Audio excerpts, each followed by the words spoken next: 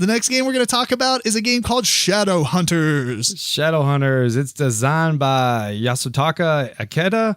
Artist is Naoki Fukuda. I should have read all this beforehand. Gunter Grossholz, Gou Ikeda, Hiroyuki Imahori, plus 6 more. Published by Game Republic Inc.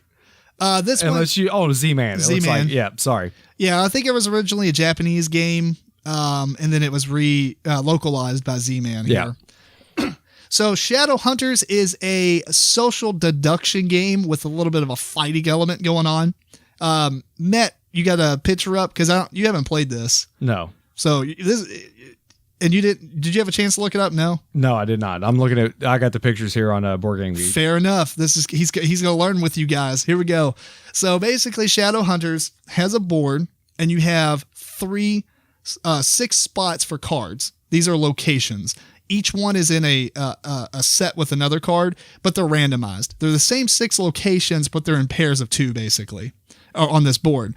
To the left on the board, you actually have a health spiral that goes up. So everybody starts with no damage on them, but as they take damage, they move their token around this spiral, and it has all the characters in the game printed on this spiral as a letter, basically. The letter also has what color they are, either a good guy, bad guy, or a neutral, or a shadow player, or a hunter player, or a neutral character, which I believe is like citizens and town folk and things like that, because otherwise you're vampires and stuff. Anyway, so if your health crosses over your, say you have 12 hit points and you're that character and it lands on that spot, you die. You reveal yourself at that point.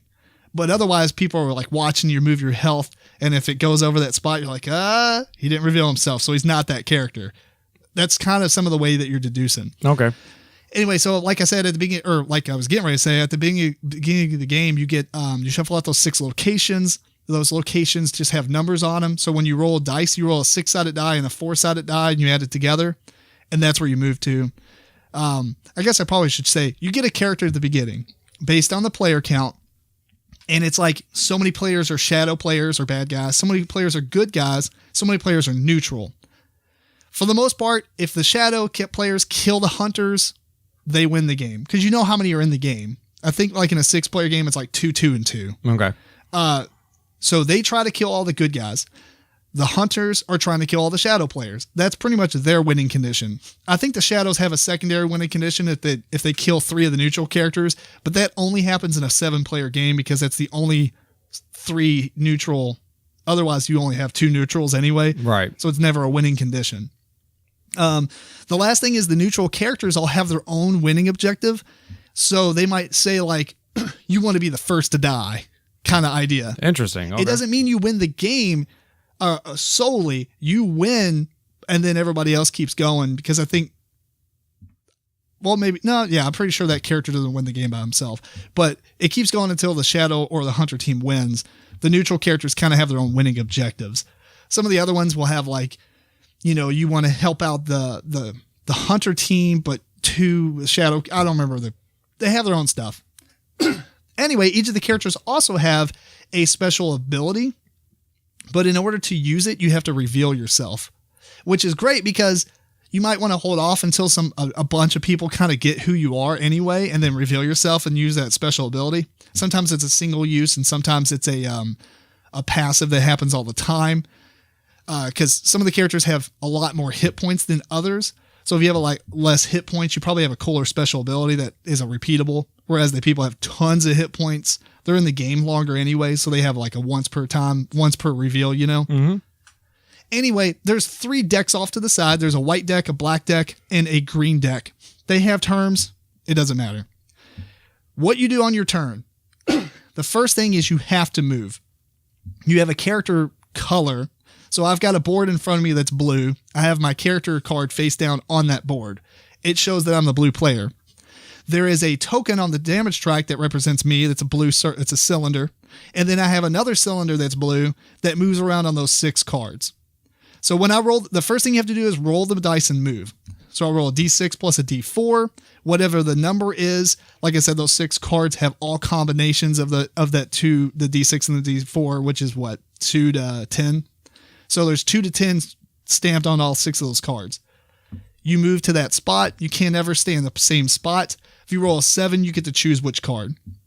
But you have to move from the card that you started your turn on. You have to move to a different card.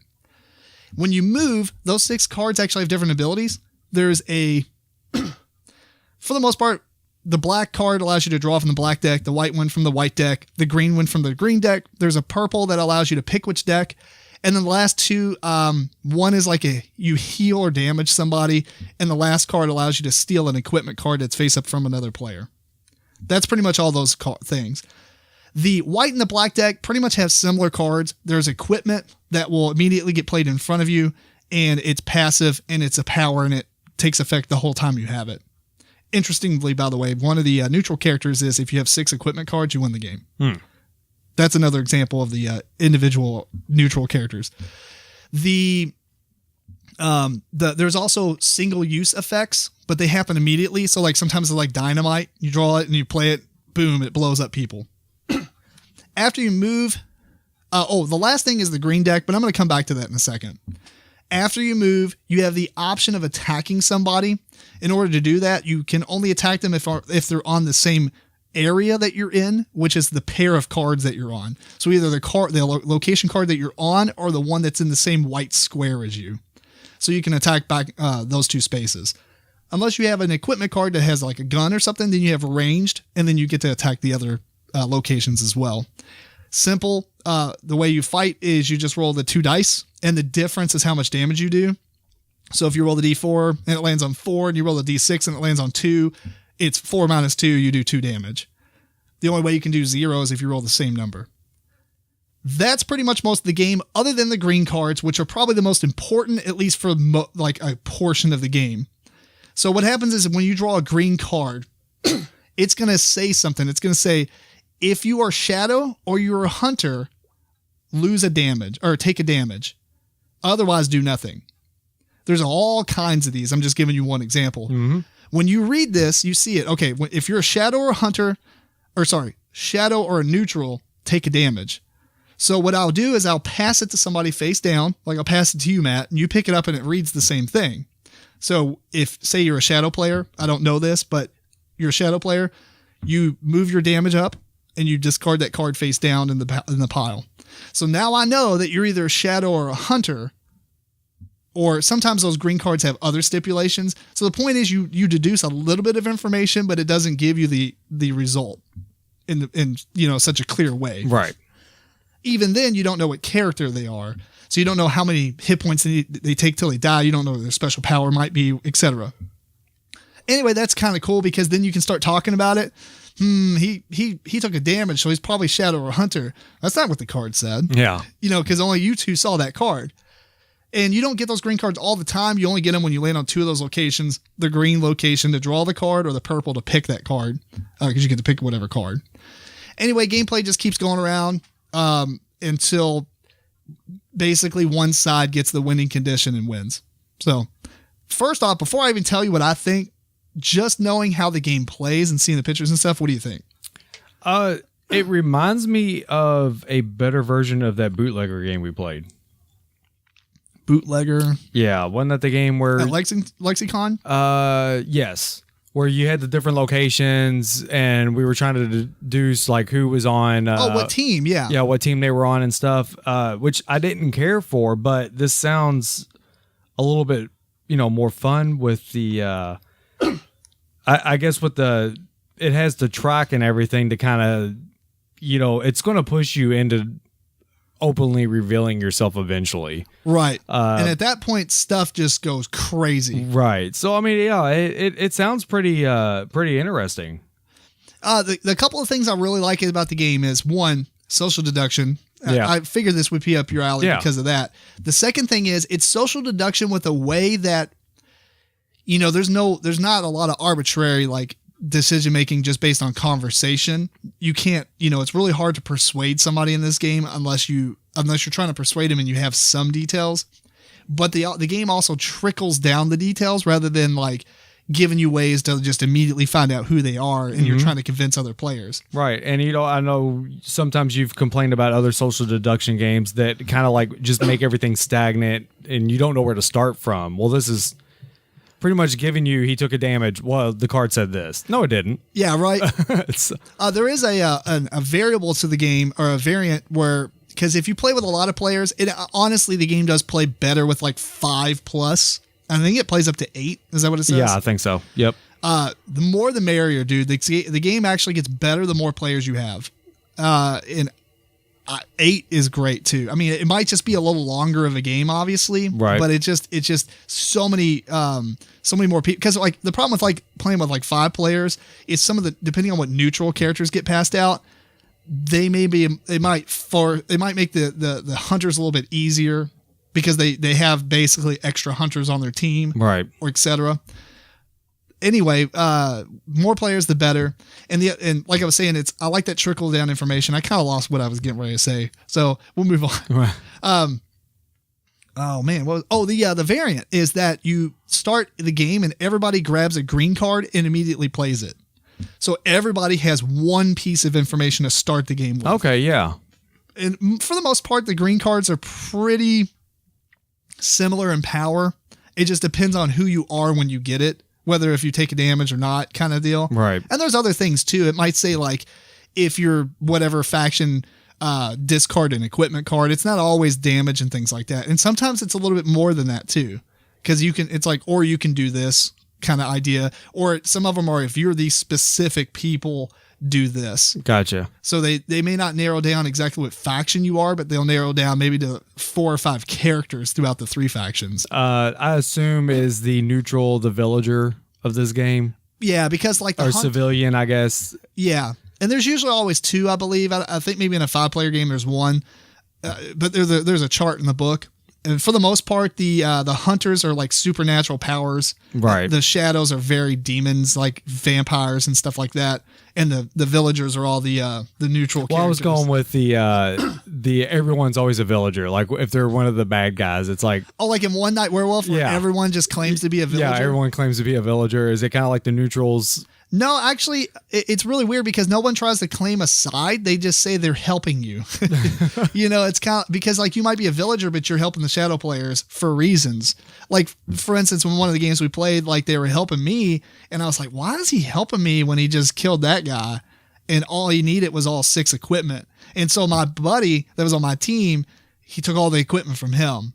And so it's like, what is going on? And then, then I had to kill him. Yeah. I don't actually remember what happened in that game, but yeah, it was like similar to that where it's like, oh, you're helping me just for now because I don't have any equipment. So there's no reason to go after me. Right.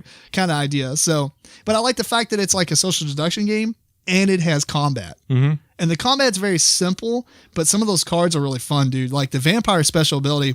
The first time I played it, I got this combo where the vampire, when you're revealed, anytime you do damage, you also heal, I think up to 2 hit points or something like that. I can't remember now.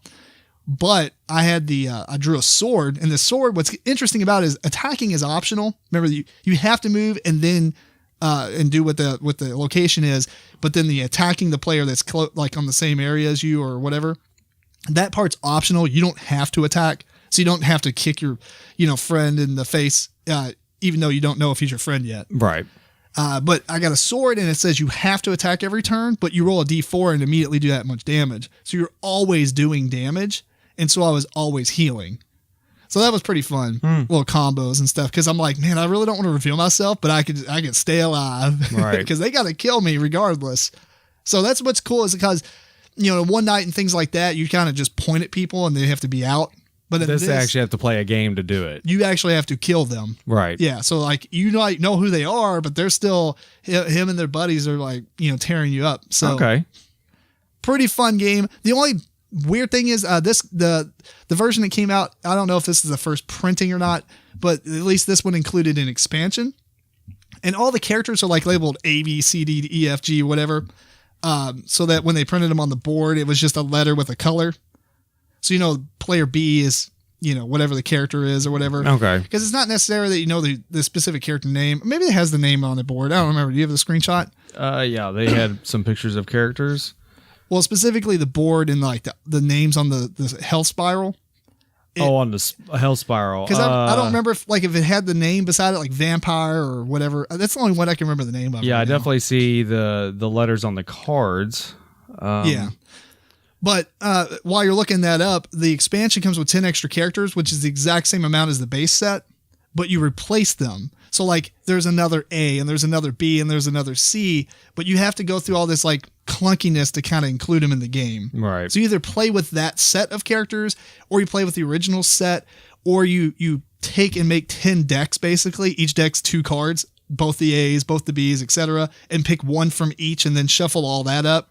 Because you can't have 2 of the same letter going out because it kind of kills the deduction. I guess you probably could and say whatever, but there's a couple of variants in the book on how to introduce the expansion.